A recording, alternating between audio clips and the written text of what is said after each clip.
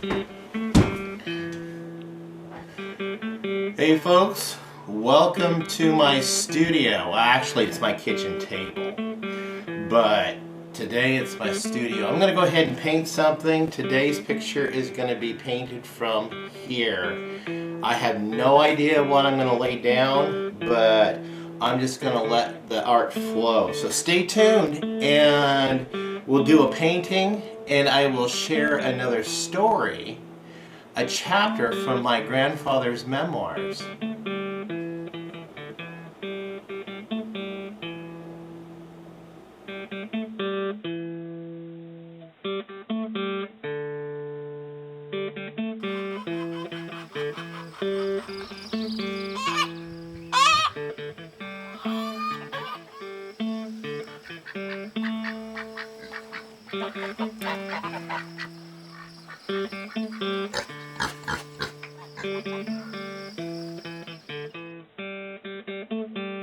Welcome back to Pine Meadows Hobby Farm. I'm your host, Jerry Hansen. For those of you who don't know me, and those of you who do know me, I am an artist. I do have paintings that I sit down once in a while and I paint something.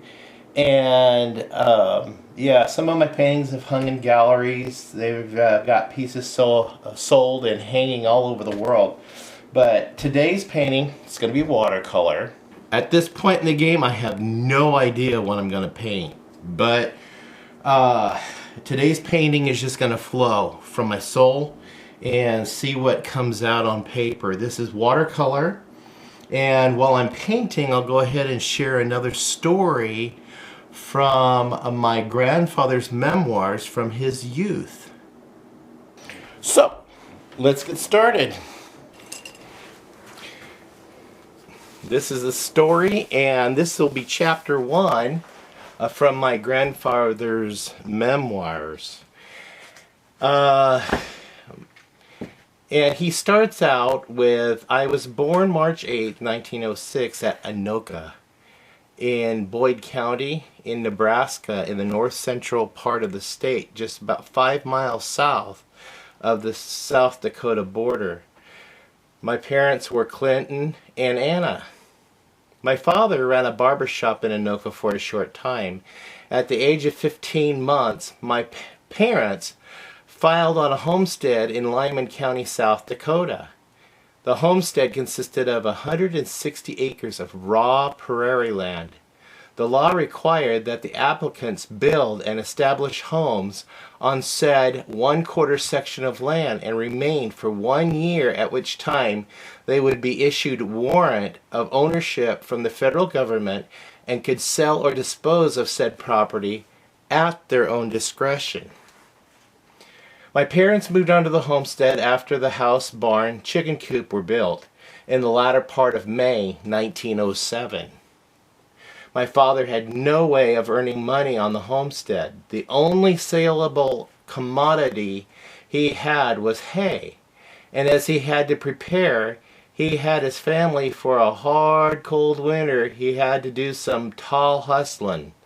A few miles from our home was a big cattle ranch owned by a man by the name of Joe Thorne. He ran several thousand head of cattle. The cattle were branded J.O. The Thorne Ranch was located on the Bad River. Mr. Thorne had his own ranch and he leased grazing land and hay land from the homesteaders. My father and his brother Claude, who was also homesteading about a mile from us, took the job of putting up hay for Mr. Thorne. He paid them a whopping $1.50 per ton stacked near his place to be handy for the winter feeding.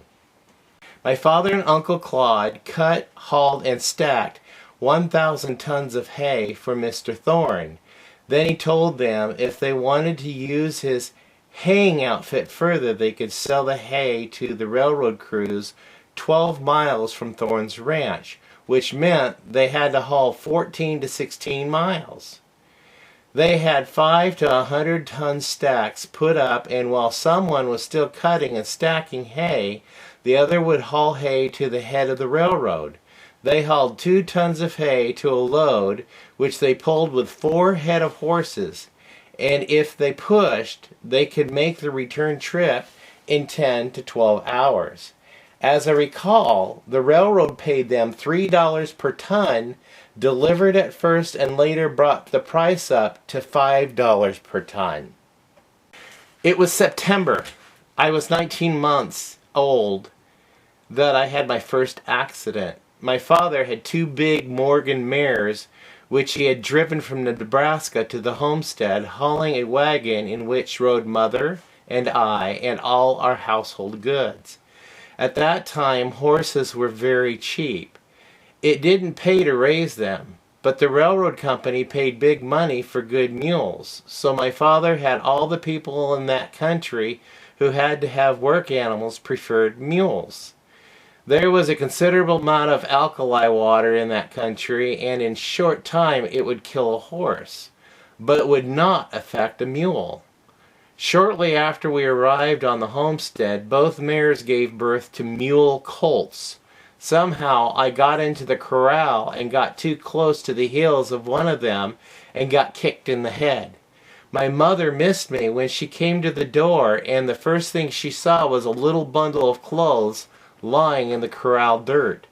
I was unconscious, and there was quite a bit of blood where the sharp little hoof had torn my scalp loose on the left frontal part of my head. Mother put the white flag up so Dad could see it from the field. She washed my head off as best she could, but it kept bleeding so badly it scared her, so she plastered it full of flour and tied a cloth around my head. My father came in from the field, seeing what had happened, and made all haste to get me to a doctor, the closest one being at Murdo, South Dakota, 22 miles away. My father drove that team as fast as they could run to the doctor. Both horses died in the street before they could even get the harnesses off them. The doctor sewed up my head and bandaged it before I came to.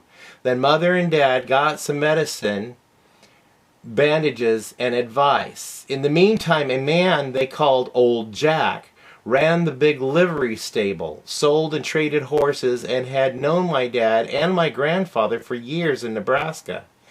Got two other men to help him. They hitched a team to the dead horses and dragged them out of town into a deep gully, took the harnesses and put them on two good, sound, broke horses and hitched them to the wagon right where it stood. When Dad objected that he would pay for them, Old Jack said those damn fuzztails belonged to him and whatever he did with them was nobody's damn business. At that time there was a good deal of cattle rustling in that country. All of the ranchers in that area were losing more cattle to stealing than they could afford. The rustlers always picked out the best cattle to steal.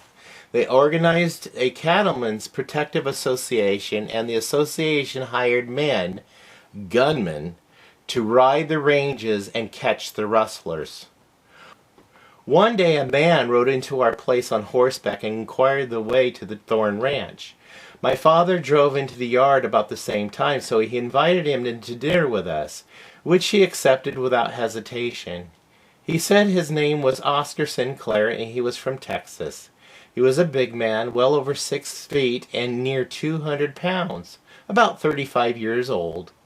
Very well-mannered and quiet, clean-shaven, black wavy hair, piercing steel gray eyes, and altogether a very tough, determined-looking person. My father liked him at once, and they became fast friends. We didn't know he was a detective hired by the association as he wanted to remain incognito. Sinclair hired out to Joe Thorne as an ordinary cowboy. Eventually, word got to us that 3 rustlers were caught stealing a small herd of cattle and were shot to death resisting arrest.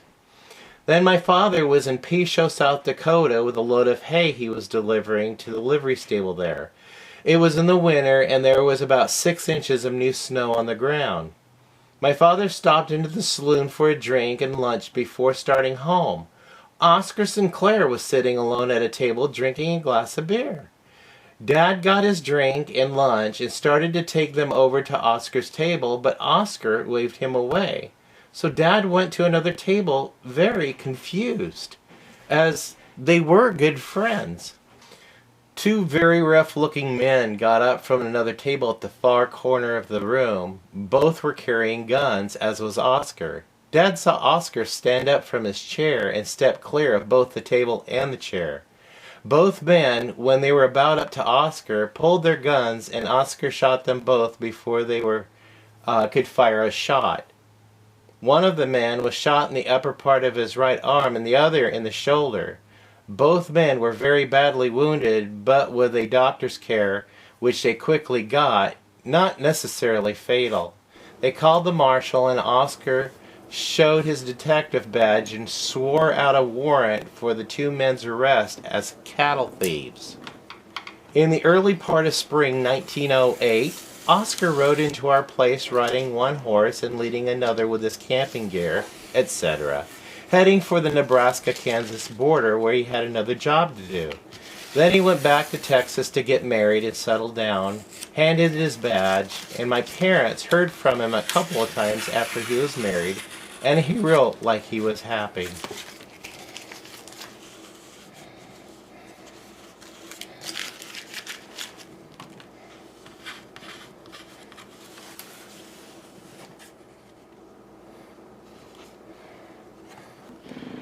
Well, that concludes this painting and the story of this chapter on my grandfather's life, straight from his memoirs. I hope you guys enjoyed the story and the painting. I'm your host, Jerry Hansen. This is Pine Meadows Hobby Farm. Gotta admit, this isn't my best, but this is just free hand ad-lib with no really inspiration, but I felt like painting tonight. Please stay tuned to more videos. You can do that by subscribing and clicking that bell icon that alerts you to new videos as I upload them. Please share my videos on your social media platforms. That helps our channel by introducing us to your audience. I want to thank you guys, and don't forget to leave a comment. We'll see you guys in the next video. Bye-bye.